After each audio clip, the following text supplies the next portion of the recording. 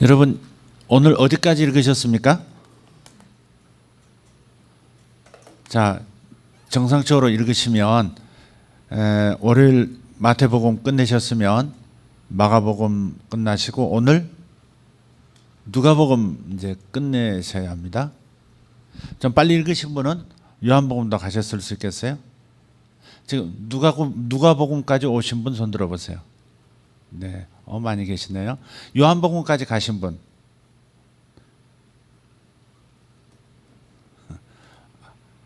자, 다른 질문을 하기가 내가 겁이 나는데 질문하지 않도록 하겠습니다. 순종이 체험을 가져옵니다. 하나님의 체험. 하나님을 경험해야 내 영혼이 자랄 텐데, 그죠? 그래서 순종이 목사님이 하라고 했으니까가 아니라 하나님의 이끄심이 느껴지지 않습니까? 성령이 이끄시는 것을 우리 각자는 다 민감하게 알고 가는 사람이어야 되죠. 그래서 혹시 아직 마태복음에 머물렀다든지 아예 주일 우리 함께 결정한 말씀 읽기를 잊어버리셨다면 아직 시간이 있습니다. 일주일은 짧은 시간이 아닙니다. 그래서 하루에 한 권씩 읽기를 끝낸다 할지라도 수요일 오늘 저녁 가셔서 좀 늦게 주무십시오. 벌 받아야죠. 마태복음 28장 읽으시고요. 그 다음 내일 목요일 날 마가복음, 금요일 날 누가복음, 그 다음 토요일 날 요한복음, 그리고 사도행전 주일 날 마치시면 순종하는 것이 되겠습니다. 머리가 나쁜 걸 어떻게 하겠습니까? 자꾸 잊혀져 가는 이 인생. 그러니까 오늘부터 이렇게 다시 출발하시면 되겠고, 혹시 주일 오전에 5번은 읽어야 된다 했던 말에 감동을 크게 받으셔서 벌써 사복음서와 사도행전을 벌써 3번째 읽고 계시는 분은 정말 순수하고 복을 받으실 분이라고 생각합니다. 읽고 계시니까 사실 마태복음 1장 읽을 때 참 낯선 이름들이 많이 나와요.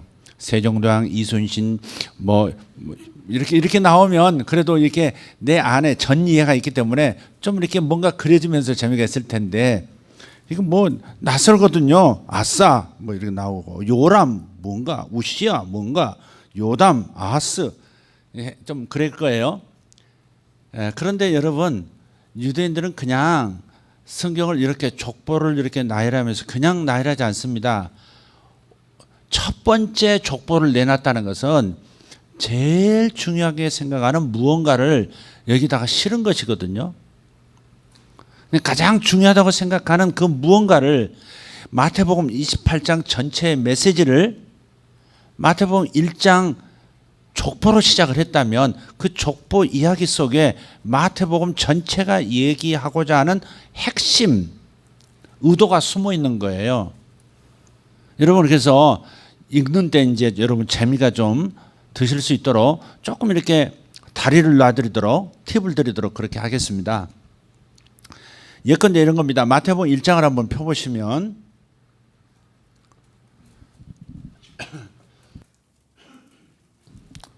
마태복음 1장을 펴보시면 아브라함과 다윗의 자손 예수 그리스도의 계보라, 족보라 그 말이죠. 근데 아브라함의 자손 예수 그리스도 한다든지 다윗의 자손 예수 그리스도 한다든지 하면 되는데, 근데 아브라함과 다윗을 넣었단 말이에요. 그 중간에 많은 사람이 있지만 다 뺐어요. 그럼 아브라함과 다윗의 자손 예수 그리스도 했단 말이에요. 중심은 예수 그리스도예요. 근데 아브라함과 다윗 그랬어요. 다윗은 이스라엘의 민족적 대표고 출발자이고, 그 다음 다윗은 뭐예요? 국가적으로 나라적으로 중요한 인물을 지금 표현한 거예요. 이스라엘 사람들이 지금도 가장 사랑하는 사람을 꼽는다면 다윗이에요.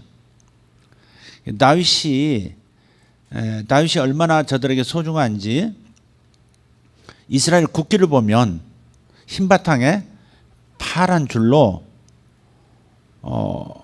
육각형을 그려놨어요. 그 다윗의 별이라고 그러죠. 삼각형 하나 긋고 또 역삼각형을 겹쳐서 그려서 육각형을 만들어놨. 육각형이 아니라 그런 형태를 만들어놨어요. 그게 다윗의 별입니다. 다윗을 얼마나 좋아하고 사랑하고 존경하는지 기대하는지 담겨 있는 거죠.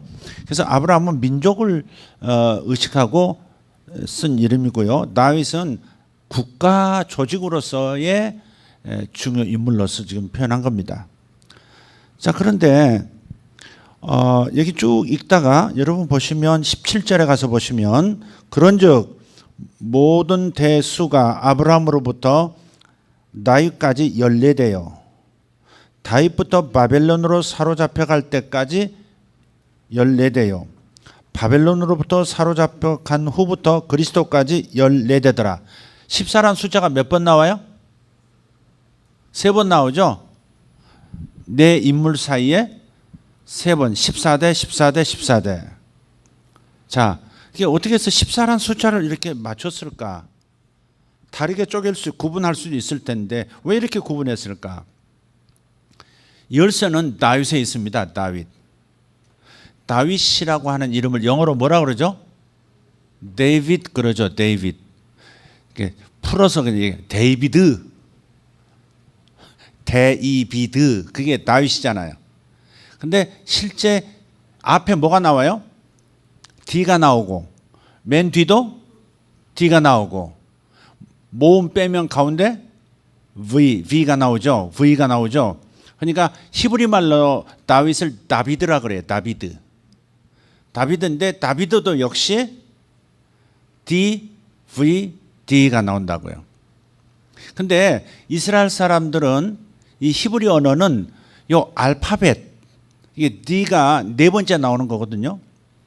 근데 이 다비드라고 하는 DVD인데 요 알파벳은 숫자를 표현하는 단어이기도 해요. 글자이기도 해요. 그래서 D는 수치 4를 말해요. 4. 그다음 V는 6이에요. 6이라는 숫자로 써요. 실제로. 그러니까 이렇게 우리가 히브리 언어를 모르는 사람들이 이렇게 보면 무슨 단어인 줄 아는데 사실은 숫자 1962년 몇 월 며칠 이거 써놓은 거거든요. 그러니까 D 4, V 6 다시 D 4예요. 합하면 14죠. 그러니까 다윗이 지금 계속 강조해. 아브라함부터 다윗까지, 다윗부터 바벨론 포로 출발할 때까지, 포로기부터 예수 그리스도까지. 근데 다윗이 어떤 인물이라고요? 왕으로서 사랑받는. 정말 이스라엘 사람으로는 아무리 여러 세대가 다음으로 지나가 21세기를 지나고 22세기가 된다 할지라도 이스라엘 사람의 가슴에는 다윗이 국가의 가장 중요한 인물이거든요. 왕으로서. 그래서 킹 데이빗을 이렇게 넣고 다윗의 이름을 가지고 이 언어 유희처럼 이렇게 14라는 숫자를 만들어서 이렇게 아브라함부터 14대 또 거기서부터 14대 이렇게 얘기한 것은 결국 다윗을 강조하기 위함이고 다윗이 누구냐 하는 거예요. 마태는 왜 다윗 왕을 가지고 다윗 왕의 이름에 있는 숫자를 가지고 이렇게 족보를 구분을 했을까? 그 뭐예요? 다윗 왕을 그렇게 존경하지 않느냐? 근데 진정한 왕이 누구냐 이거죠. 바로 예수 그리스도가 참 왕이시다. 그 얘기를 지금 하고 싶은 거예요. 다윗의 이름을 가져오고 다윗의 이름에 담긴 숫자를 가지고 족보를 구분한 목적이 뭐예요? 재미있게 어디로 이끌어가는 거예요? 지루한 족보 얘기를 하는 것이 아니라 바로 하나님께서 언약하신 대로 너희 민족이 하늘의 별처럼 바닷가의 모래처럼 많아질 것이다 라고 언약하셨는데 그 아브라함에게 하신 언약이 중간에 끊어지지 아니하고 그토록 죄를 많이 짓고 그토록 이스라엘이 포로로 잡혀가기도 하고 다른 나라 지배를 받기도 하고 민족이 흩어지는 많은 우여곡절이 있었음에도 불구하고 하나님의 이스라엘에 대한 약속, 그 약속은 그치지 않았다는 거죠. 계속 족보가 이어져 가도록 만들었고 그 핵심은 뭐가 있어요? 바로 예수 그리스도가 탄생하게 되는 것. 하나님이 인간으로 오셔서 참된 왕이 되어주시는 것, 이것이 하나님의 진정한 꿈이었다는 사실, 하나님의 마음을 알라고 유대인들에게 지금 말하고자 하는 마태의 의도가 여기 담겨 있는 거죠. 그러니까 우리는 이제 이렇게 쓱 지나가지만 이런 기본적인 그 히브리적인 사고방식에 대한 이해를 못 갖고 있으면 그러면 좀 너무 이제 뭐랄까 수박 겉핥기다 그러면 좀 너무한 얘기고 좀 깊이 있는 더 푹 익힌 스테이크를 못 먹는 것 같은 그런 결과를 가져오죠. 그래서 이 족보 이야기가 단순한 얘기가 아니라 그냥 느닷없이 족보 얘기한 것이 아니라 구약의 출발부터 아브라함 이야기부터 민족의 처음 출발, 그리고 거기서부터 결국 하나님의 그 꿈, 하나님의 마음, 하나님의 열망이 바로 예수 그리스도께서 이 땅에 오시도록 계속 아브라함에게 언약을 주셔서 그 어려운 중에도 계속 자식이 자식을 낳고 자식이 자식을 낳고 이어져 와서 드디어 하나님의 꿈이 드디어 이 땅에 이루어지게 만드는, 바로 이 아름다운 이야기를 하고 싶어서 족보 이야기를 맨 처음에 넣은 거예요. 이게 예수 그리스도는 왕이십니다. 우리가 왕정 제도를 살아보지 않아서 왕이 얼마나 고귀하고 존경을 받는 존재인지 잘 모르죠. 21세기지만 저쪽 덴마크를 가면 덴마크도 여왕이 있어요. 여왕인데 원래 호주 사람입니다. 그 여왕이 아주 평민이죠. 그러니까 근데 왕자가 호주로 놀러 간 거예요. 황태자가. 근데 자기 신분도 감추고 그냥 놀러 갔어요. 놀러 갔다가 그 와인을 마시러 갔는지 위스키를 마시러 갔는지 뭐지만 술 마시는 곳을 들어갔는데 자기가 마시는 테이블 옆에 너무 멋진 여자가 있는 거예요. 너무 아름답고 너무 멋진 거예요. 그래서 말을 시작을 해요. 대화를 시작해서 막 한 잔씩 들어가면 재밌게 이제 대화가 이어지잖아요. 너무 제가 이 얘기를 덴마크에 가서 덴마크 주재 한국 대사님에게 그 이야기를 들었어요. 근데 그분이 얘기하다가 당신 너 뭐 하는 사람이야? 이렇게 물은 거예요. 그 호주 여자가. 나 덴마크 황태자야, 왕자야. 그러니까 나는 호주도 왕태자다, 호주 왕녀다 그런 거예요. 처음 농담인 줄 알고. 근데 거기서 너무 서로가 그냥 한눈에 그냥 빠져버린 거예요. 그래가지고 나중에 보니까 진짜 왕자거든요. 나중에 덴마크로 데리고 가요. 근데 그러니까 부모가, 왕자의 부모가, 국왕이 너무 마음이 넓은 사람이에요. 되게 귀족끼리 왕과 사람들끼리 결혼시키거든요. 그런데 호주에 정말 자기들 봐서는 평민인데 그냥 왕자가 좋아하니까, 아들이 좋아하니까 그래 해라 그렇게 된 거예요. 그런데 덴마크 사람이 너무 사랑하는 거예요. 성격이 너무 활발하고요. 왕실 분위기가 그분만 나타나면 다 달라지는 거예요. 똑똑하고 유머가 있고 그다음에 겁이 없고. 그게 이제 덴마크의 여왕인데 가끔 자전거 타고 막 왕궁 바깥으로 나서 돌아다니고 그러니까 막 너무 좋아하는 거예요. 덴마크 사람들은 권위주의 뭐 이런 게 없고. 그분이 지금 80이 넘었을 겁니다. 90 그럴 정도 됐는데 아직도 건강하셔가지고 왕자가 아직도 이제 왕이 되지를 못하고 늙어가고 있어요. 영국처럼 지금. 근데 거기 가보니까 거기 여왕 말고 그 왕자, 황태자가 있는 궁이 또 있어요. 거의 직각으로 마주보고 있는데요. 황태자 궁에서 황태자가 있으면 깃발이 걸려 있어요. 근데 깃발이 내려져 있으면 지금 황태자께서 그 궁을 비우셨다 그런 거예요. 뭐하다 이렇게 저는 갑자기 족보에서 그렇게 갔어요. 왕, 존경받는 이 왕정 제도 속에서 지금은 21세기 민주 온 세계가 그렇잖아요. 민주 사회로 이제 가고 있잖아요. 그런데도 그 여왕을 얼마나 존경하는지 몰라요. 왕자를 그렇게 존경하고요. 그러니까 그 왕정 제도에 대한 그 경험을 아름답게 이어온 나라들을 보면 지금도 참 존경을 많이 받습니다. 근데 마태는 지금 예수님이 얼마나 고귀하신 진정한 왕이신가 이걸 족보를 통해서 보여주려고 했다. 누구를 들어서? 다윗 이미지를 가지고 와서 킹 데이빗을 가지고 와서 이보다 뛰어나신 하나님이 진짜 기대하신 왕은 다윗이 아니었고 다윗보다 1000배, 10,000배, 10,000배 더 고귀하신, 더 능력 많으신, 더 자비롭고 더 풍성한 사랑으로 가득 차신 진정한 왕 예수 그리스도. 이걸 족보 가운데서 재미있게 엮어서 잘 이렇게 심어주는 거죠. 그러니까 우리가 신약성을 읽었다고 해서 갑자기 턱 드러나는 게 아니에요. 구약의 창세기가 기반이 되고 그 다음 출애굽기가 기반이 되고 그러면서 쭉쭉 쌓이다가 많은 역사 이야기들이 쌓여서 그 다음 얘기가 등장하는 거죠. 그러니까 우리는 창세기도 사실 쭉 읽어와야 된다 이 말이죠. 역사 의식을 좀 가질 필요가 있어요. 왜 역사 의식을 그리스도인이 가져야 되느냐면 하나님은 역사 속에서 말씀하신 반드시 이룬다는 거예요. 아멘입니까? 왜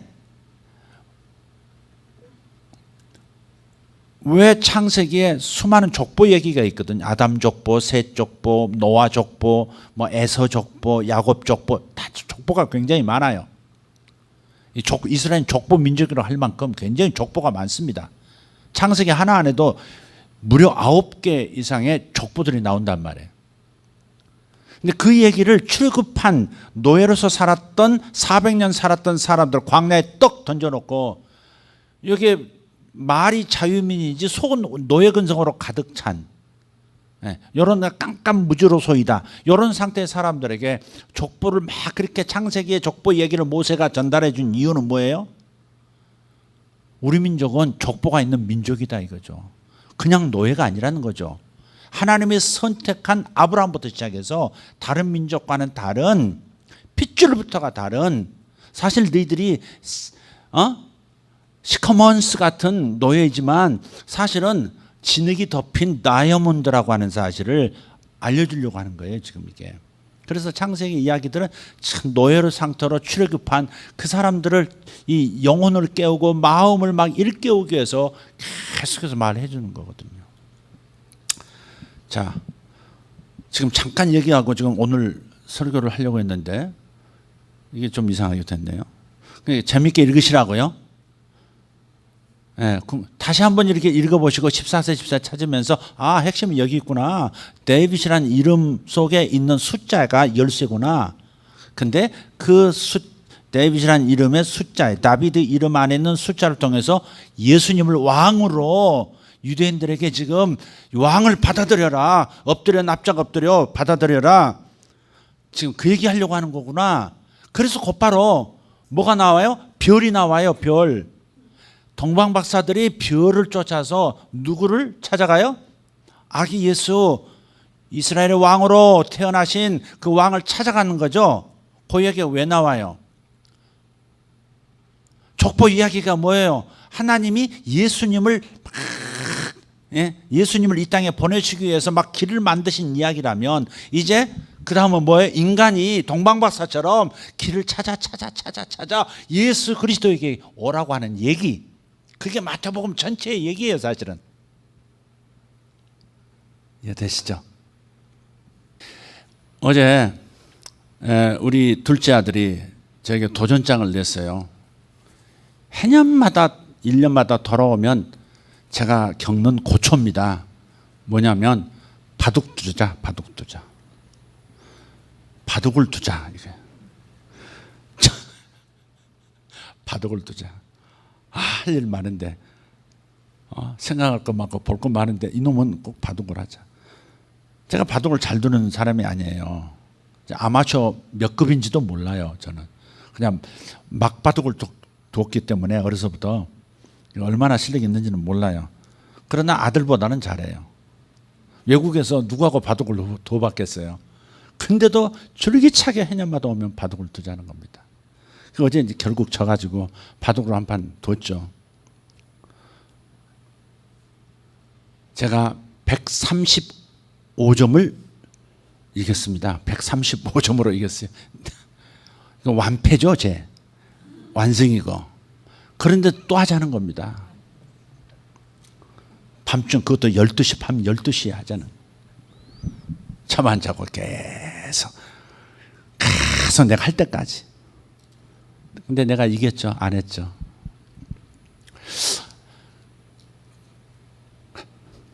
135점 차이가 날 정도면 덤비질 않아야 되잖아요. 해년마다 반복되는 거거든요. 지 머리만 크나요? 내 머리도 크지? 근데 그거 하면서 이세돌 생각이 났어요. 이세돌. 아시죠? 이세돌과 알파고의 세계의 대결. 인공지능과 세계 바둑 챔피언과 대결하는 거. 이기면 5억인가 뭐 준다고 그랬었죠? 50억을 줘도 100억을 줘도 이미 그 사람들은 수백억 번 거거든요. 전 세계 이슈로 만들었잖아요. 그거 보여주면서 얼마나 많은 돈을 받았을까. 어쨌든 거기서 그 알파고의 제작자, 인공지능의 제작자가 누구예요? 이름 모르겠어요. 나는. 안경 쓴 그 키가 조그만 아랍계 사람 같기도 하고 영국 사람, 영국 청년인데 구글에 소속된 영국 사람인데 수학을 잘하는 모양이죠. 그 사람이 그 창조자예요. 창조자. 알파고의 창조자예요. 근데 우리가 그 이세돌과 알파고의 그 대결을 보면서 전문가도 그렇고 전문가가 아닌 우리 같은 사람들이 봐도 섬찟한 것이 분명히 있었어요. 메시지가 있잖아요. 단순하게 바둑의 대결, 인공지능과 바둑 기사와의 대결이 만이 아니라 체스는 이미 끝났고 바둑도 이겨먹었단 말이죠. 그럼 다른 분야는 어떻겠냐? 그러면 사람으로서 인공지능보다 학습 능력이 현저하게 떨어지는 육체의 한계 때문에 그렇다면 인공지능이 이제 앞으로 세상을 어떻게 만들어갈 것이냐의 문제는 많은 철학자들, 과학자들, 정치하는 사람들 또 경제인들까지도 고민하지 않을 수가 없는 거죠. 이게 앞으로 10년 지나고 20년 지나서 직업군, 직업 지도가 송두리째 바뀐다고 하는 얘기는 우리 능히 짐작할 수 있는 얘기입니다. 기계가 알아서 다 해주는데 뭐. 변호사가 뭐예요? 판례를 가지고 옛날에 어떤 경우에 어떻게 해서 승소했다. 그 판례들을 가지고 그걸 제시해서 재판관이 승 아니면 패를 갈라주는 건데 그런데 모든 정보를 다 가지고 있는 모든 수를 다 가지고 있는 인공지능이 변호사로서 얼마든지 해줄 수 있는 거죠. 이게 예를 들어서 그런 거예요. 그래서 스티븐 호킹이라고 하는 천체 물리학자 보통 똑똑한 사람이 아니잖아요. 그런데 스티븐 호킹이 좀 과학자가 갑자기 왜 저렇게 너무 이렇게 어설픈 얘기할까 싶을 만큼의 얘기가 뭐냐면 그야말로 터미네이터 영화의 얘기가 실제가 될 수 있다. 인류가 멸망할 수 있다는 얘기를 인공지능을 지금 저대로 놔두면 전 세계가 멸망하는 터미네이터 영화처럼 그대로 될 수 있다고 하는 경고를 계속해서 보내요. 그 사람은. 아직까지 많은 사람들은 그 말에 대해서 찬반이 있죠. 아니다. 결국 만드는 게 사람 아니냐. 어느까지 제한을 할 수 있다. 하지만은 사람은 그렇지 않다는 거죠. 다른 걸 보고 싶어 하는 거예요. 창조자인 인간, 인공지능의 창조자 인간 자체가 지금 욕망을 다스릴 수 있는 그러한 상태가 아닌 거예요. 그래서 어떤 결과를 빚든 머릿속에 떠오르는 아이디어, 상상 이것을 그대로 구현해 보고 싶은 창조자 닮은 하나님의 형상 닮은 이 작은 창조자들이 끝까지 가보고 싶어하는 욕망 막을 수는 없을 거예요. 그래서 그 영국 청년 알파고의 창조준 그 영국 청년이 그렇게 말하는 거예요. 이세돌을 이기냐 지냐는 중요한 문제가 아니라는 거예요. 그 다음 이 알파고가 어디까지 진화할 수 있는지 그걸 보고 싶다 이런 표현을 썼어요. 그 마지막 인터뷰에서 그건 중요하지 않습니다. 이세돌이 한판 이겼다고 하는 거 그것도 문제가 안 됩니다. 세 번째 할 때인가 한 번 이겼잖아요. 두 번째 할 때 이겼나요? 그때 인터뷰하면서 그 얘기 하더라고요. 이기고 지는 게 지금 중요한 게 아닙니다. 저는 이 알파고가 인공지능이 어디까지 갈 수 있는지 얼마나 더 성장할 수 있는지 그걸 나는 보고 싶습니다. 그 얘기하는 거예요. 그게 하나님의 창조해 주신 하나님의 발언이거든요. 그게 창세기 2장에 가서 보시면 천지를 다 만드시고 하늘, 공중, 바다, 땅 위까지 해서 가득히 생명들로 가득 채우신 다음에 마지막에 인간을 만드시죠. 인간을 창조하세요. 그리고 하나님 말씀하세요. 아담이 하나님 당신께서 만드신 모든 피조세계 특히 동물들을 어떻게 이름 짓나 보시려고 그런 단어를 쓰세요. 아담이 어떻게 이름을 지어주나 이름을 지어준다는 말은 단지 A, B, C 붙여주는 게 아니죠. 기린이면 기린의 캐릭터를 가능성을 잠재력을 다 통찰했고 그에 걸맞는 이름을 붙여준다는 얘기니까 지능이 계속 아담의 지능이 어디까지 계속 발전할 것인가 하는 거죠. 인간을 퍼펙트하게 완전하게 지으신 게 아니에요. 그죠? 죄를 짓기 전에도 주님께서 완벽하다 퍼펙트하다 그렇게 말씀하지 않았어요. 그냥 굿 좋다 그러셨지. 언젠가 한번 여러분에게 말씀드렸을 거예요. 주님께서 완전하다 그렇게 말씀하신 게 아니라 좋다 그러셨다는 말. 완벽하다는 더 이상 손볼 것 없음 끝 이런 얘기죠.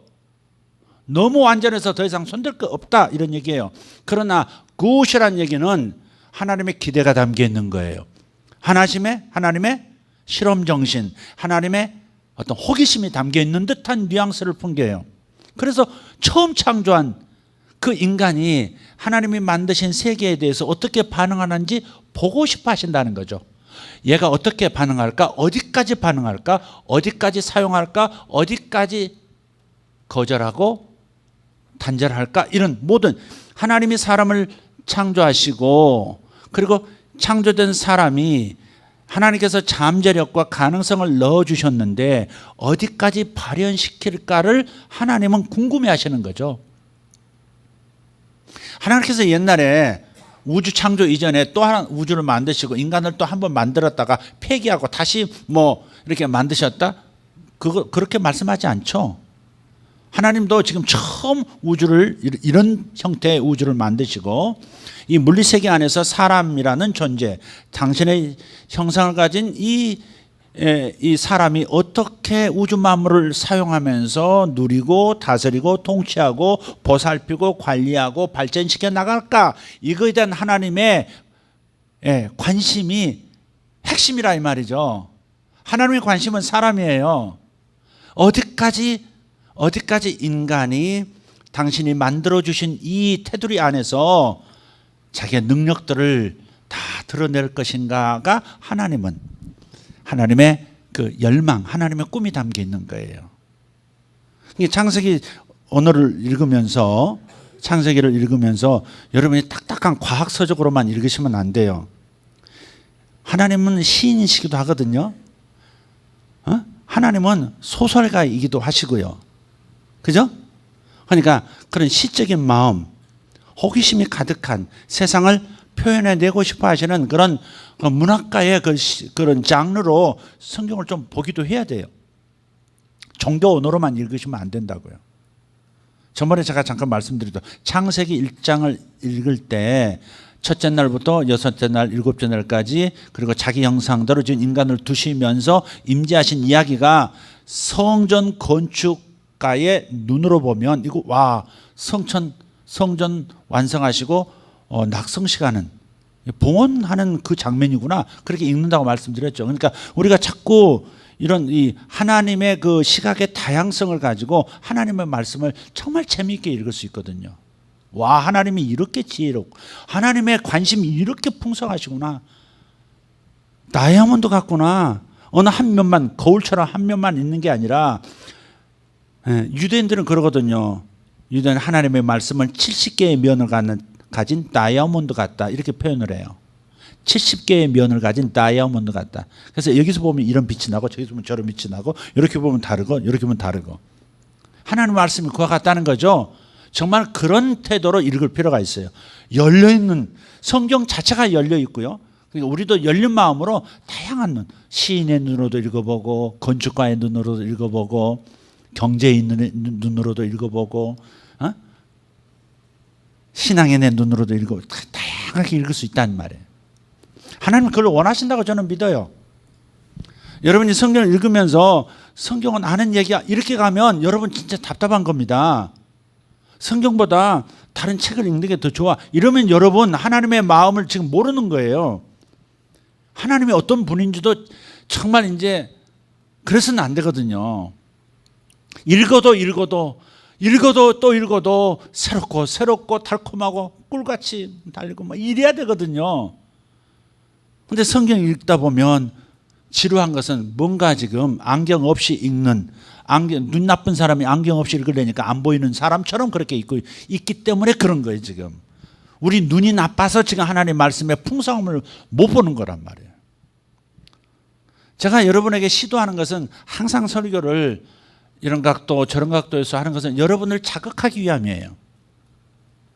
하나님의 말씀이 얼마나 깊이가 있는지, 얼마나 다양한지, 평생 성경만 들고 있어도 정말 지루하지 않는 인생인 것을 여러분이 알기를 원하는 마음에서 제가 이런 메시지를 이런 다양하게 해보려고 노력하는 거죠.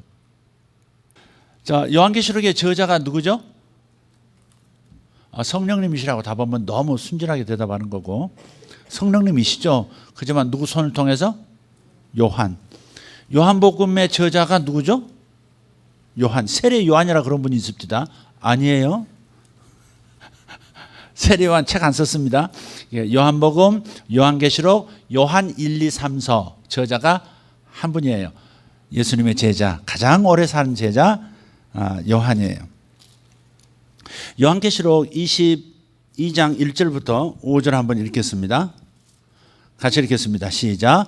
또 그가 수정같이 맑은 생명수의 강을 내게 보이니 하나님과 및 어린 양의 보좌로부터 나와서 길 가운데로 흐르더라. 강 좌우에 생명나무가 있어 12가지 열매를 맺되 달마다 그 열매를 맺고 그 나무 잎사귀들은 만국을 치료하기 위하여 있더라.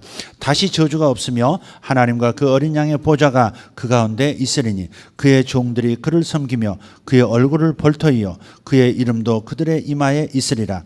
다시 밤이 없겠고 등불과 햇빛이 쓸데없으니 이는 주 하나님이 그들에게 빛이심이라. 그들이 세세토록 왕노릇하리로다. 아멘. 요한계시록의 마지막 이야기가 바로 왕노릇한다는 거예요. 왕노릇이 뭐예요? 통치 행위. 아담이 지음을 받자마자 뭐부터 하죠? 동물들, 거의 동물들만 나오지만 사실 식물들, 그들이 존재하는 모든 것들을 바라보면서 이름 짓기부터 하잖아요. 이것이 통치 행위예요. 예를 들어서 이 왕자가 아버지를 이어서 왕이 되면 뭐부터 해요? 선수교체부터 하죠. 그죠? 아무개를 영의정으로 임명하노라. 아무개는 승진하여 이 좌의정을 하고 누구는 우의정을 하라. 그러면 임명권자로서 자기와 함께 나라를 통치할 신하들의 그 직책부터 이렇게 전부 부여하잖아요. 아담이 이름을 짓는 것은 바로 그와 같은 거예요. 너는 영의정 하라. 너는 좌의정 하라. 하마 너는 우의정 하라. 뭐 이런 이해가 되세요? 이름 짓기는 그 사람의 경중을 따라서 그 사람의 위치로 배치하는 걸 말하는 거죠. 미국 시민권을 가진 사람하고 영주권만 가진 사람하고 아니 그냥 그냥 아직 못 받고 거기서 그냥 왔다 갔다 하는 사람하고 대기하는 사람하고 또 불법 체류자 다 다르죠.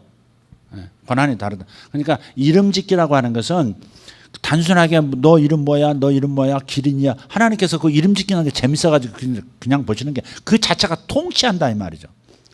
예. 여러분 강아지 들여오면 뭐부터 먼저 해요? 강아지 사람 뭐 해요? 이름 짓기 하잖아요. 이름 짓기. 처음에 우리 수양관에 하도 간지 오래돼가지고 지금 걔들 이름이 생각이 안 나네. 뭐죠? 철수와 영이던가? 뭐죠? 아, 사랑이와 탄이. 남자의 탄이, 여자의 사랑이. 이름을 지어주는 것은 너 내 아래야. 그 얘기예요 지금. 그냥 통치행위라고요. 내가 주인이야. 너는 내가 시키는 대로 한다. 너는 우리 집을 지키는 개야. 이런 거죠. 이름 짓기 자체가 통치행위라니까요. 네. 그런데 하나님께서 사람을 지으시고 뭘 하기로 하셨던 거죠? 인간이 살아갈 환경을 만들어 주시고 단순하게 환경론자로서만 살아가는 것이 아니라 환경 지킴이, 환경의 그 수많은 소재들을 가지고 어떤 것을 발전시키고 어떤 문화를 만들고 문명을 만들어 가는지 그 모든 것들을 해 나가는 것을 보고 싶으신 거죠. 다른 말로 하면 인간에게 하나님의 형상대로 지음받은 최고의 직분을 주신 다음에 총독으로서 하나님 나라가 아닌 이 땅에 총독으로서 인간을 임명하시고 어떻게 만물을 어떻게 환경을 통치해 나가는가를 하나님은 굉장히 관심 있게 보고 계시는 거예요. 여러분이 이런 것을 붙잡아야 돼요. 하나님께서 죄로 타락해서 죄 때문에 지금 씨름하고 있는 우리 이 상태가 목적이 아니에요. 이거 보면서 뭐 건져주고 이것이 주님의 최종 그림이 아니잖아요. 3장에서 낮아빠진 이 인류를 건져내는 것, 그것이 최종 목적이 아니에요. 타락하기 이전에 1장, 2장에 인간이 본래 하나님의 어떤 목적, 하나님의 어떤 꿈을 이루어 들어야 하는가, 하나님이 왜 인간을 만드시고 인간을 통해서 뭘 보고 싶으셨기에 인간을 만들어 놓으셨는데 중간에 사고가 지금 일어난 거 아니에요. 사고만 수습되면 요한계시록 21장, 22장에 나타난 것처럼 완전히 죄와 저주, 사망 이것만 삭제시키면 1장과 2장, 창세기 1장과 2장, 요한계시록 21장, 22장밖에 안 남아요. 성경 굉장히 얇아질 겁니다. 이렇게. 죄 때문에 지금 사고 난 거 이거 수습하는 얘기가 지금 창세기 3장부터 요한계시록 20장까지 얘기예요. 이거 다 수습하고 나면 앞에 2장, 뒤에 2장밖에 없어요.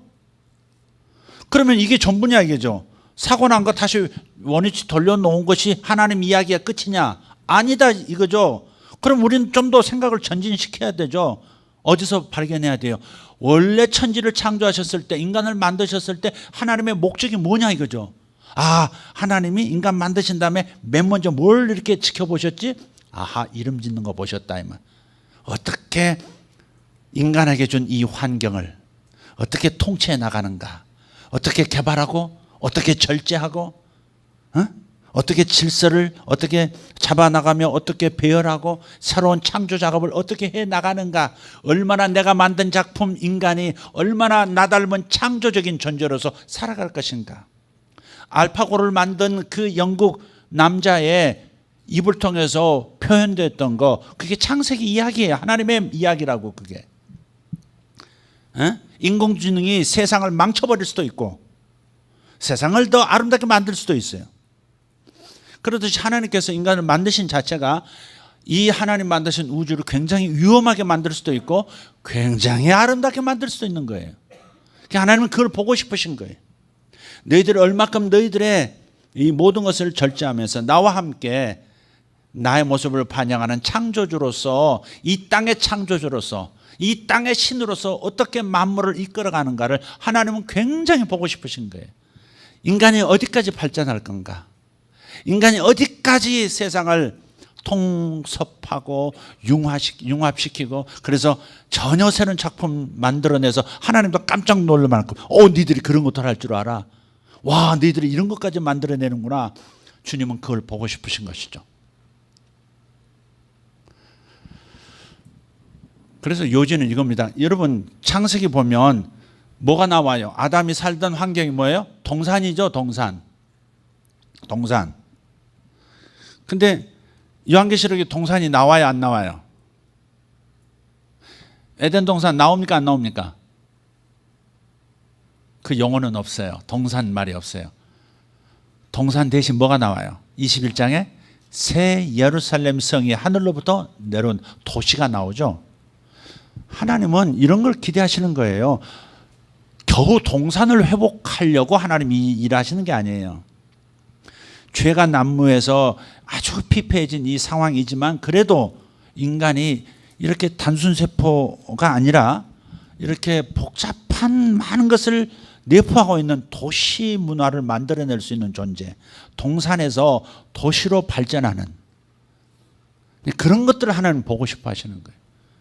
그러니까 우리는 이 도시 문화를 다 폐기하고 동산으로 돌아가야 그게 정상인 것처럼 그런 단순한 그림을 그리면 안 돼요. 우리 인간이 만들어지는 것도 어때요? 그냥 세포 하나에서 시작해서 세포가 분열하고 분열하면서 심장부터 만들고 계속 만들어 나가죠. 그죠? 예. 그리고서 이런 인간이 되는, 세포 하나에서 시작해서 이렇게 되는 거죠.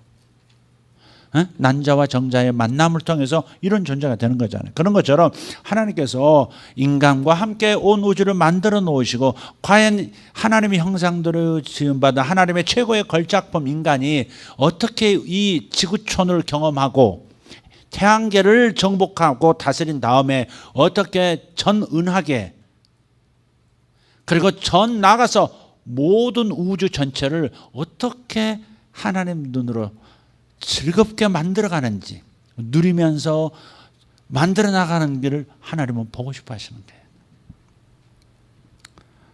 어떤 의미에서는 지구는 연습이라고 생각해요. 나중에는 인간을 통째로 이동시키는 그런 과학적 발견들 영화에 많이 나오듯이 거기까지 발전할 수 있을지도 모르겠어요. 하나님은 굉장히 기대가 크세요.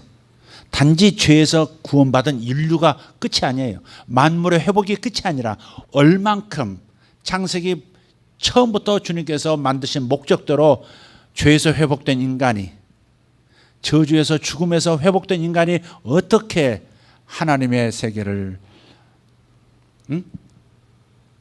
사용해 나가는지, 발전시켜 나가는지, 그리고 하나님의 영광을 반영하는지 그걸 보고 싶으신 거죠. 따라서 이 얘기, 오늘 시간이 많이 지나갔으니까 이 얘기로 좀 결론을 맺어보도록 하죠. 우리는 어떤 면에서 하나님이 만들어주신 세상을 어떻게 사용하나 보시고 계시거든요. 그럼 우리가 내가 지금 이 한반도를 어떻게 내가 이 환경을 내가 책임질 것인가, 거기까지 갈 얘기는 계제는 아니라고 생각하고요. 적어도 하나님께서 내가 사는 공간을 어떻게 활용하고 있느냐, 이걸 보신다고 믿어요. 내게 준 집 안에서 나는 어떻게 하나님의 영광을 반영하면서 하나님 주신 이 작은 집을, 이 공간을 어떻게 통치하는가, 이런 것을 하나님은 지켜보신다고 믿어요. 분리수거는 제대로 하고 있는가, 세상을 더럽히지 않기 위해서 하나님 만드신 세상을 어떻게 잘 보살피고 관리하는가. 진정한 통치자는 섬기는 건데, 왕얘기가 그래서 나오는 거예요. 만유를 회복시킨 다음에 왕노릇 하려다가 그랬다며. 죄가 사라지고 저주가 사라진 인간이 왕노릇 할 때는 얼마나 완벽하게 또 통치하겠어요. 지금은 완벽하게 통치하지 못해요. 가끔 보면 다니다 보면 그냥 휙, 저런 페트병 휙 던지는 사람도 아직도 있더라고요. 그냥 휙 던져버려. 그냥 길을 가면서 하나님께서 어떻게 하나 보시려고 하고 계신다 이 말이죠. 어떻게 하나 보시려고 보고 계신다. 내 이 집 너무 좁아 하면서 불평하면서 사용하고 있는지, 아니면 감사하고 그 안에서 뭔가를 찾아내고 즐거워하며 영광 돌리면서 살고 있는지, 그런 것을 보는 거죠. 성령 충만을 다른 데서 찾지 마세요. 정상적인 하나님이 원하시는 생각으로 살아가고 있는가? 그런 것이 성령 충만의 목적 아니겠어요? 성령이 들어주면 비정상적이던 인간의 마음이, 감정이 정상으로 돌아오는 거 아니겠어요? 그러니까 성령 충만은 여러 가지로 표현할 수 있지만 성령 충만의 결과는 서로 사랑하는 것이고 서로 절제할 것은 절제하는 것이고 내 욕망이 전부가 아니라는 것을 깨닫고 양보도 하는 것이고, 그죠? 그냥 살아가는 것이 아니라 선을 행하면서 살아가는 것이 인간 하나님이 만드신 창조의 본래의 모습이다 생각하고 오늘 어떤 선을 행할까? 직장에서 한 가지 선을 행한다면 내가 오늘 뭐 하지? 가정에서 내가 한 가지 선을 행한다면 뭘 할 거지? 교회에서 내가 성도들 가운데, 교인들 가운데, 우리 형제자매들 가운데 오늘 선행을 한다면 뭘 할 거지? 이걸 생각하면서 사는 것이 정상으로 돌아온 성령 충만한 사람의 모습 아니겠어요? 그죠? 너무 영적인 것과 삶을 분리하면 안 돼요. 너무 은혜 받고 얼굴이 시뻘거진 상태. 성령 충만. 맞죠? 성령 충만이죠. 성령 충만이지만 그냥 그걸로 끝이냐 이거죠. 그 에너지를 받았으면, 성령의 부으시는 생기를 받았으면 그 다음 내 삶이 뭔가 달라져야 되잖아요. 오늘 낮에 제가 점심시간 돼서 목사님, 강도사님, 전사님 할 것 없이 또 기도하는 분이 계셔서 점심 같이 먹자고 이제 내 방으로 불러가지고 점심을 시켰어요. 요 아래 이제 비빔밥 배달되는 게 있다고 해서, 아니 그냥 싸준다고 해서 나 비빔밥 해가지고 몇 개 시켜가지고 저 방에서 같이 이제 사역자 이렇게 먹는데, 까봐 내가 돈을 줘야 되잖아요. 내가 사는 것처럼 뭐 시켜와라, 세 그릇 시켜라 했으면, 근데 돈을 안 준 거예요. 근데 이강수 사람이 뭐 이렇게 주소 몇 봉지 들고 오더라고요. 그래서 막상 이제 밥을 펼치면서 생각하니까 돈을 안 준 거예요.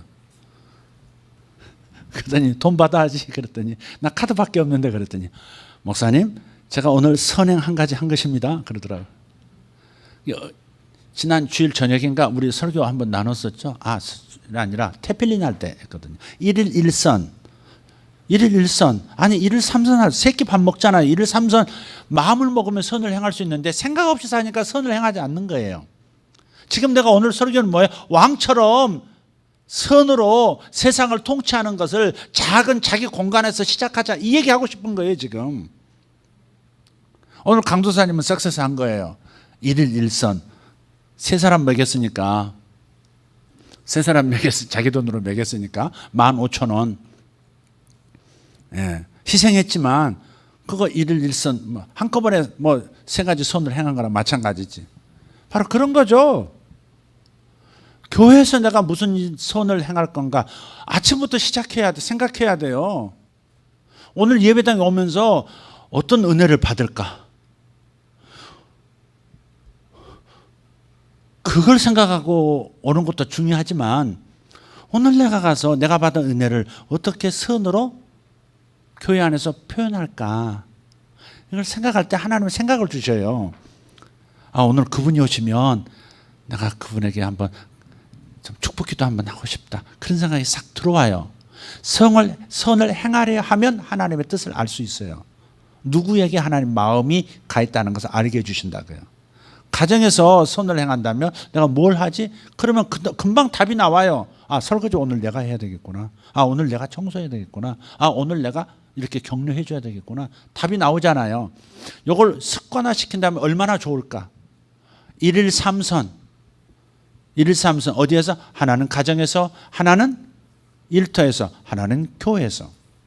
그런 방식으로 작은 쉬운 일부터 여러분이 시작하고 습관화 들린다면 하나님께서 나를 지으시고 나라는 존재를 이 교회에, 나라는 존재를 내 가정에, 나라는 존재를 이 직장에 두신 하나님의 목적이 뭔가가 자극이 된다 이 말이죠. 무엇 하나 보시려고, 어떻게 통치하나 보시려고, 어떻게 사랑으로 자기 직장을, 자기 사무실을 통치하나 보시려고, 어떻게 그를 둔 교회를 사랑으로 통치하나 보시려고 그런 거죠. 저기 떡집 하시는 우리 정 집사님, 옛날처럼 그렇게 잘 못한다고 고백을 하시긴 합니다만은 가보면 그 집 떡집이 잘 될 수밖에 없어. 떡 맛은 다른 집 떡을 먹어보지 않았기 때문에 맛이 없는지 몰라요. 이 집이 최고인지 아니면 저쪽 집이 더 좋은지는 내가 몰라. 정 집사님 떡 놔두고 옆에 집에서 먹을 수는 없잖아. 저 집 떡만 먹어서 저 집 떡 맛밖에 모르는데, 그러나 옆에 떡집이 들어와도 아웃되고 나가요. 저 집이 잘 돼. 근데 잘 되는 이유를 하나 발견했어요. 여러 가지 이유가 있겠지만 저분은 굉장히 정스럽더라고. 저분이 오늘 수요일에 왔기 때문에 한번 언급해야 하는 것입니다. 얼마나 정스럽게 하는지 몰라요. 아이고 어머니, 아이고 어머니 떡 한 번 잡숴 보고 가시오. 어머니는 무슨 어머니야, 할머니들 다 지나가시는. 그래가지고 쏙쏙쏙 떡을 잘라 팔려고 내놓은 것을 그냥 비닐 뜯어가지고 탁 잘라가지고 잡숴보고 가시라. 탁 주고. 그거 모으면 상당할 것 같아. 그거 잡수려고 그거 한 덩어리 한 조각 잡수려고 왔다 갔다 하는 분들도 있는 것 같아. 내가 아낌없이 착착착착 잘라서 평스럽게 요즘 어떠시오? 다리 어떠시오? 건강하시오? 하나 더 잡수요. 그러니까 그 집으로 올 수밖에 없지. 작은 것 하나. 선행이라고 생각하고 하는 게 아니에요. 상술일 수도 있어요. 그건. 그러나 단순한 상술은 아니더라고요. 그 마음에서 우러나오는 그런 교감, 소통하고 싶어하는 그런 것이 많더라고요. 그냥 우리 가정에서 그렇게, 우리 일터에서 그렇게 살면 얼마나 하나님께서 원래 목적하시는, 아직 죄 가운데 있고 사망 가운데 있지만 그래도 우리가 잃어버린 그 선한 부분, 잃어버린 하나님의 목적을 계속해서 발전시키면서 죄도 이겨나가는 것이죠. 우리는 두 가지를 동시에 해야 되는 거예요. 죄를 다스리는 것과 선을 행하는 것, 둘을 다 해야 되는 거죠. 이해가 되시죠? 죄를 이기는 것과 더 나아가서 죄를 이기고 의로운 상태를 지키는 것, 거기서 멈추는 것이 아니라 더 선을 행함으로써 정말 하나님의 자녀의 사랑의 왕국의 통치자로서, 왕으로서 어떻게 세상을 만들어가느냐, 통치 연습을 하는 것이죠. 동산에서 도시로 넘어와서 복잡해지고 더 이렇게 좀 어수선한 면이 있을 것 같지만 그렇지 않아요. 주님은 도시를 사랑하세요. 동산의 확대니까. 여러분, 동산이 없어진 게 아닙니다. 사실 이름이 안 나왔을 뿐이지 새 예루살렘 성 안에 22장에 들어가서 보면 거기에 뭐가 나와요? 생명나무도 나오고 강도 나오기 시작하고 그러죠. 동산에 마치 도시를 덮어 씌운 것처럼. 사실 여기 분당이라고 하는 도시가 어떤 도시였어요? 물이 흐르고 나무들이 자라고 논농사를 하고 밭농사하던 곳이란 말이에요. 거기에 갑자기 뭐 하나 덕하니 덮어 씌운 것 같은, 그렇다고 해서 사라진 게 아니야. 탄천은 여전히 흐르듯이 동산이 사라진 게 아니라 더 확대된 것이죠. 동산의 확대가 새 예루살렘 성인 거예요. 거기서 주님은 또 멈추는 것이 아니라 왕으로서 네가 어떻게 세상을 이름짓고 우주를 어떻게 이름지으면서, 즉 우주를 어떻게 개척하고 다스리고 개발하고 발전시키고 보존하고 보살피느냐. 하나님은 여전히 시간이라고 하는 것이 끝이 없다면 그 끝없는 시간 속에서 주님은 인간이 발전해 나가는 모습, 하나님의 영광을 반영하면서 우주를 경영하는 모습을 보고 싶어 하시는 것이 하나님의 꿈이라 이 말이에요. 이 하나님의 꿈을 하라야죠.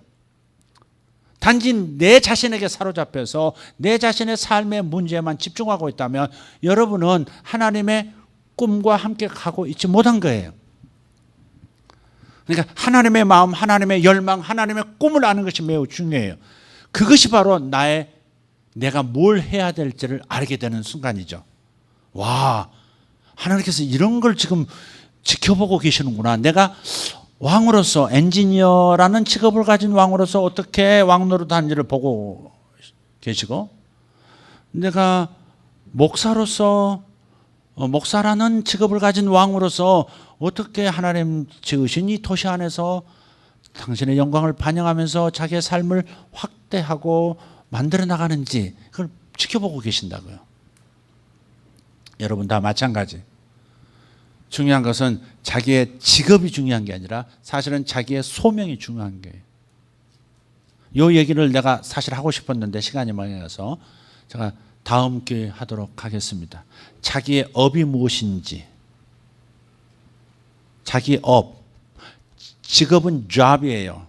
그야말로 여러분 직장이라고요. 직업이라고요. 그러나 업은 달라요. 콜링이에요. 하나님이 나를 어떤 왕으로 이 땅에 보내셨는지 그걸 깨닫는 거죠. 난 무엇을 정말 해야만 숨을 거둘 때 후회가 없고 만족하면서 평생을 살 수 있을 건가. 어떤 사람은 글을 써야만, 반드시 글을 썼어야만 하는 사람이 있거든요. 근데 그 사람이 지금 영접하고 있는 일을 하고 있어요. 돈 많이 준다고 공무원 하고 있어요. 지금 예를 들어서 대기업 이사하고 있어요. 그러나 그의 정말 진정한 열망, 진짜 행복, 건너가고 싶은 영역은, 영혼의 갈망은 글 쓰는 것에 있을 수 있다는 말이죠. 자기 업을 찾는 것이 굉장히 중요해요. 그 업을 영어로는 vocation이라고 하는 단어도 쓰던데, 그 업을 찾아야 그 업에 걸맞는 job, 직업을 갖는 것, 그것이 가장 이상적이죠. 젊은 청년들 한번 생각해 볼 필요가 있어요. 정말 내가 이걸 원하는 건지. 근데 제가 제 업을 생각해 봤어요. 정말 질문이 중요해요. 너는 정말 이걸 원하고 있냐? 네가 원하는 게 정말 뭐냐? 내 영혼 속, 내 깊은 속에서 이리 봐도 저리 봐도 동일한 대답이 나오는 그것이 뭔가를 들여다봤는데요. 이 본문을 이해하기 전에 제가 질문을 던졌어요. 너는 정말 뭐를 원하느냐? 목사 그거 맞냐? 너 이거 그냥 계속 이렇게 나가는 게 행복하냐? 질문을 했다고요. 근데 좀 추상적인 단어가 나오더라고요. 내 안에서 답이 추상적인 단어. 통치하고 싶다는 거예요. 그래서 통치하고 싶다 해서 내가 지배욕이 있는가? 이건 통치 그러면 약간 지배욕이라고 하는 좀 네거티브한 이미지가 좀 있잖아요. 그죠? 온전한 통치를 못 봤으니까. 왜 통치하고 싶은, 통치가 뭘까? 내가 대통령이 되고 싶은 건가? 아니 구청장이라고도 내가 하고 싶은 건가? 지금 이거 내려놓고 구청장 출마 준비 한번 해볼까? 그럴 만큼 통치라는 단어가 일어나는데, 이 통치라고 하는 단어에 내 마음속에서의 어떤 이미지는 영향을 끼치고 싶은 거예요. 그리고 존경받고 싶은 마음이 있는 거예요. 존경받고 싶은 마음이 있더라니까. 대뜸 여러분 속으로 생각하실지도 몰라요. 교만하지 말고 겸손하라고. 너를 높이지 말고 너를 낮추라고. 주님은 자기를 비워 종의 형체를 가지셨다고. 그 구절로 대번에 목사님 다시 분별하십시오 라고 하실지 모르겠지만, 그냥 제 마음에 다시 그걸 정직하게, 왜 이런 열망이 있을까? 열망이 있을까? 근데 그러면서 성경에서 근거는 없을까? 아브라함을 부르실 때 그렇게 말씀하셨더라고요. 창세기 12장 2절에 내가 너를 복주고 내 이름을 창대하게 하여 복의 통로가 되게 할지라. 그것이 통치더라고요. 그게 내 마음에 있는 통치의 의미는 아브라함을 부르셨던 창세기 12장 2절이에요. 내 이름이 창대하게 되는 거. 이걸 하나님이 잘못이라고 보실까? 제가 행복한 게 또 있어요. 내 아들이 바깥에 나가서 보니까 우리 아빠가 유명하더라. 와, 괜찮네 우리 아빠. 이런 면이 있었네. 그 얘기를 건네줄 때 행복하거든요. 솔직히 내 수준으로는 그게 행복해요. 그게 간증은 될 일은 아니지만, 네. 그러나 행복한 구석이 있단 말이에요. 이것을 하나님이 나무래실까? 난 그렇지 않다고 생각이 들더라고요. 내 이름을 창대케 한다. 내 이름을 영광스럽게 해준다. 내 이름을 위대하게 만들어주겠다. 그게 아브라함에게 약속하신 창대의 의미거든요. 한번 관주를 한번 찾아보세요. 창대하게 한다는 말은 내 이름을 유명하게 해준다. 높여준다. 영광스럽게 만들어주겠다. 위대하게 해주겠다. 그 말씀이세요. 그러니까 하나님께서 아브라함의 이름을 높이셨잖아요. 그러면 내가 이름 좀 높아지는 게 뭐가 잘못이겠어요? 여러분 그렇게 생각 안 드세요? 판단은 여러분에게 맡기겠습니다. 어쨌든 제가 자세하게 얘기할 시간은 없고, 여러분 오늘 이 메시지만 기억합시다. 하나님 우리를 지켜보신다는 거. 뭘 지켜보셨느냐? 왕으로서, 사랑의 왕으로서 예수님이 세상을 그렇게 관리하고 회복시켜 주셨듯이 나도 그렇게 선이라고 하는, 선행이라고 하는 것을 통해서 내가 사는 세상, 내가 하나님께로부터 받은 영역 안에서 내가 왕노릇 하고 있는가, 그걸 보자 이 말이죠. 아멘. 여러분 남편에게 왕노릇 하십시오. 쥐잡듯 잡으라는 말이 아닙니다. 사랑의 왕노릇을, 사랑으로 왕노릇하는 거죠. 여러분 아내를, 또 여러분 자녀를, 또 자녀진 여러분들이 여러분의 아버지 어머니를 왕으로서 통치해 보십시오. 그건 사랑을 바탕으로 한. 격려하고 세워주고, 그렇죠? 잘하도록 밀어주고 도와주고 생각나게 해주고, 바로 그런 거죠. 그게 바로 하나님이 우리에게 기대하시는 것이라고 믿습니다. 오늘 가셔서 왕으로서 살아가실 수 있기를 바랍니다. 돈만 많이 버는 사람 되지 말고 정말 진정한 왕인가, 죄와 저주와 사망이 사라진 본래의 그 순수한 DNA를 가진 왕으로서 지금 내가 집에서 살아가고 있고 직장에서 살아가고 있는지 그걸 찾아내시라고요. 못하면 여러분 결심하셔서 하루에 한 가지씩 이렇게 해버리라고 결정해보는 것도 도움이 될 것 같아요. 한번 해보시죠. 할렐루야. 내일은 제가 대전에서 이틀 동안 집회를 인도합니다. 아주 막 스케줄을 목사님 11시 반까지 사역하시는 걸로 잡았습니다. 그 다음 날은 오후 2시부터 점심 잡수시고 2시부터 계속해서 이렇게 하시고 저녁에 또 설교해 주시고 끝난 다음에 다시 사역하셔서 11시 반, 12시는 안 가도록 하겠습니다. 이틀 동안 그렇게 한대. 어쩔 수 없죠. 다 사역을 해주고 와야 되니까. 저는 꼭 기도해 주시면 좋겠어요. 어떨 때 이제 제가 그래서 오늘 그랬어요. 그 전화하신 그 담임 목사님 사모님께 저를 20대로 여겨주셔서 감사합니다. 그랬더니 너무 죄송해요 목사님. 아니에요. 그렇게 해야 되는 거 당연해요. 저 젊어요. 그러고 왔어요. 그래도 기도해 주시면 좋겠습니다. 하나님의 목소리를 듣고 싶어하는 사람들, 세워야 될 사람이 너무 많거든요.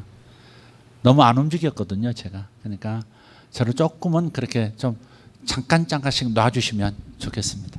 기도하겠습니다.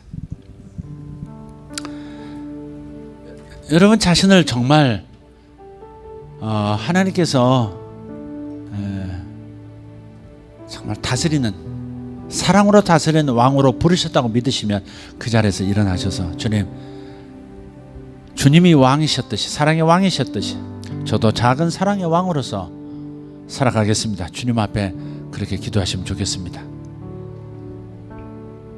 모든 죄와 저주와 사망, 사탄이 사라지고 나서 여전히 왕노릇한다는 말이 나오는 것, 그것이 바로 아담에게 주셨던 왕노릇함과 이제 다시 회복된 우리들이 왕노릇해야 되는 이야기가 아주 맥이 궤를 같이 하고 있다는 거, 이걸 꼭 기억하시면 좋겠어요. 성경 이야기는 다스림의 이야기, 통치의 이야기입니다. 성경 이야기, 하나님 이야기는 내가 사랑으로 온 세상을, 온 우주를, 아니 너희들을, 죄인인 너희들을 통치해 주지. 너희들도 죄된 세상 속이지만 그러나 사랑으로 죄를 이기고 통치하는 왕으로서 살아가다오. 그렇게 말씀하시는, 여러분 이해하셨을 줄 믿습니다. 이해하셨을 줄 믿습니다. 사랑으로 선을 행하는 왕, 통치하는 왕이 되셔야 합니다. 주님, 제가 여기 있습니다. 주의 사랑을 더 부어주십시오. 주님의 마음을 더 이해하게 도와주시고 하나님의 목적을 더 깨닫게 하여 주십시오. 더 깊이 이해할 수 있도록 하나님의 말씀을 읽으면서 마태복음, 마가복음, 누가복음, 요한복음, 사도행전을 이번 주간 읽으면서 하나님이 나를 향하여 어떤 뜻을 가지셨나, 아니 내 뜻, 나를 향하신 뜻에 앞서서 하나님 당신의 열망, 꿈이 무엇인지 하나님의 마음을 읽을 수 있도록 도와달라고 은혜를 구하십시다. 할렐루야. 주님 앞에 손을 들고 기도합니다. 주여, 제가 여기 있나이다. 주님, 참된 왕, 세상을 향한 왕권을 가지고 주님과 함께 통치하는 아버지 하나님 왕자로서 살아가게 도와주시고 주님과 함께 살아가는 공주로서 살아갈 수 있도록 주님 도와주시옵소서. 사랑을 가지고 품위 있게 살아갈 수 있도록, 품위 있게 살아갈 수 있도록, 왕족답게 살아갈 수 있도록 주여 도와주시옵소서. 천민 의식 버리게 하시고 천민의 말, 천민의 사상 버리고 왕족으로 살아갈 수 있도록 도와주시옵소서. 하늘 왕족, 하늘 천족으로서 살아갈 수 있도록 주님 역사하여 주시옵소서. 제가 여기 있습니다. 주님, 나의 사랑의 통치를 통해서 아버지, 내가 살아가는 영역의 분위기를 바꾸는 사람, 아버지 영적 분위기를 바꾸고 정신적 분위기를 바꾸는 하늘 천족으로서 살아가게 하여 주시옵소서. 주여, 삼창하고 기도합니다. 주여, 주여, 주여. 할렐루야. 우리 아버지여 감사합니다. 하늘 처음부터 부름받았습니다. 창세기 때부터 우리는 아담을 통해서 왕족으로 살 것을, 통치하는 자로서 살 것을, 다스리고 관리하고 정복하고 보살피는 아버지 하나님 위대한 선한 왕족으로 부름받았습니다. 아버지 하나님, 주님 요한계시록에서 다시 회복될 때도 아버지 왕 노릇한다 말씀하시는 이 위대한 이야기, 예수 그리스도를 닮은 삶을 살아가라는 이야기, 이 이야기 아버지 우리 오늘에게 심어주심을 감사합니다. 영광이 우리 아버지 하나님 찬송합니다. 할렐루야. 왕 노릇하거라. 사랑의 왕이 되거라. 할렐루야. 아멘. 그렇습니다. 사랑의 왕 노릇하며 살겠습니다. 아버지 하나님 힘을 더하여 주시옵소서. 사랑이 선행으로 나타나게 하여 주시옵소서. 선행을 통해서 사랑의 왕의 정체성을 더 발견하고 아버지 더 발전해 나가는 종이 되기를 원합니다. 아버지여 감사합니다. 무엇 하나 보시려고 하시는 주님, 무엇 하나 보시려고 지켜보시는 창조주 아버지, 아버지 성도들이 무엇을 하나 지켜보시고 어떻게 다스리며 어떻게 정복하며 어떻게 관리하고 어떻게 발전시켜 나가는지 아버지 하나님 지켜보시는 주님 앞에 아버지 우리가 살아가고 있음을 아버지 하나님 깨닫게 해주셔서 감사합니다. 하나님 감사합니다. 영광의 우리 아버지 하나님 찬양합니다. 찬송합니다. 찬송합니다. 아버지 감사합니다.